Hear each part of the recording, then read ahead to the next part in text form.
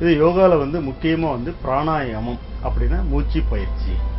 அப்போ இந்த dust allergy, sinus, asthma இது எல்லாத்துக்குமே காரணம் வந்து மூச்சு சம்பந்தப்பட்ட நுரையீரல் பாதிக்கப்படுறதாலையும் மூக்கில் வந்து பல்வேறு தொல்லைகளும் சதையடைப்பு போன்றவைகள் வர்றதால இப்படிப்பட்ட நோய்கள்லாம் நிறைய தலையெடுக்க ஆரம்பிக்குது.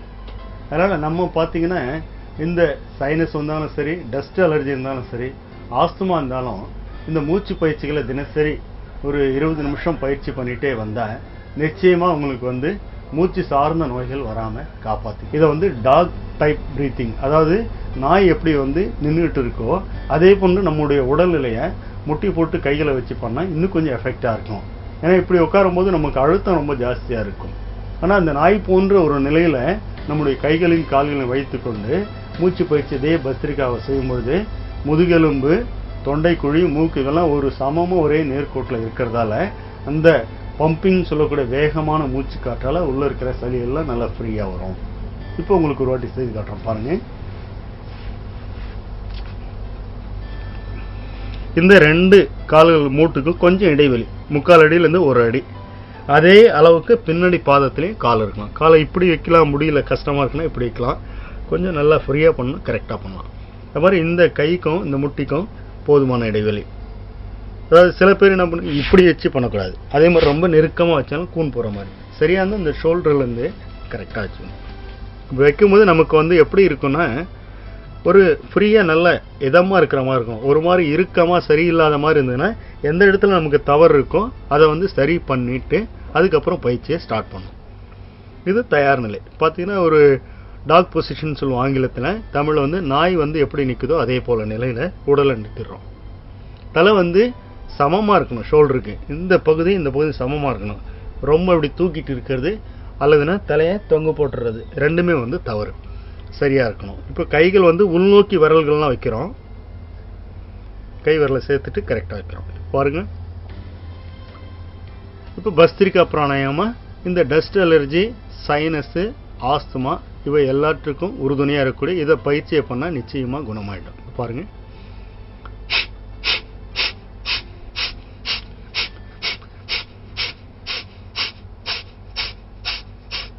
இது போல் தொடர்ந்து 30 அல்லது 45 வரைக்கும் பண்ணலாம். பண்ணி முடித்த பின்னால் அப்படியே பின்னாடி வந்துடும், கால் பாதத்து மேலே உட்காந்துடும். கொஞ்சம் ஓய்வு கிடைச்ச மாதிரி இருக்கும். அதுக்கப்புறம் 2 கையும் மேல் நோக்கி தூக்குறோம். திரும்ப முன்பக்கமாக மூச்சு விட்டுட்டே வரும்.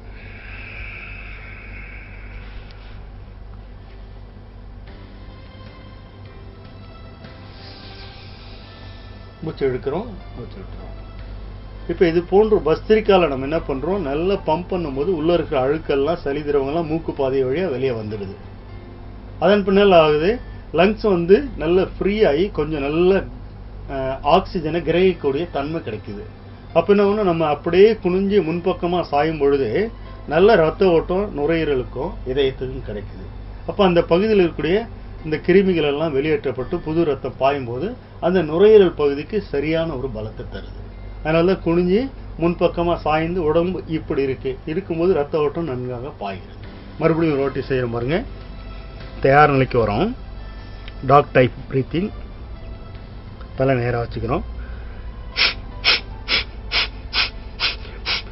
இது போன்று 30லேருந்து 45 வாட்டி பம்ப் பண்ணுறோம். ஒன்லி ப்ரீத் அவுட் மட்டும்.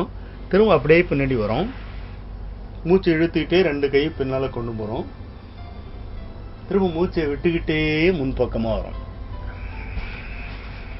10 எண்ணிக்கை இருக்கிறோம்.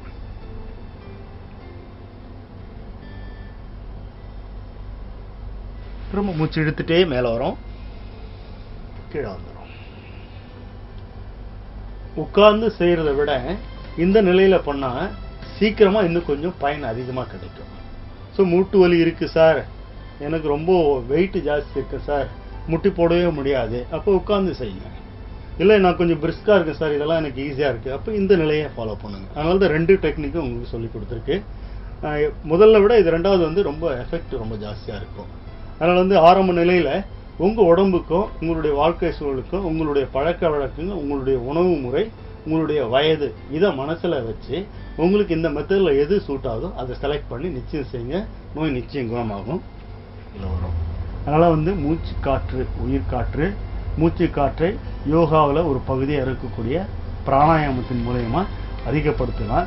மூச்சு காற்று சம்பந்தப்பட்ட நோய்கள் இருந்தால் இந்த பிராணாயாமம் நம்ம சொல்லிக் கொடுத்து இந்த பிராணாயாமங்களை முறைப்படி செய்யுங்க, நிச்சயமாக குணமாகும்.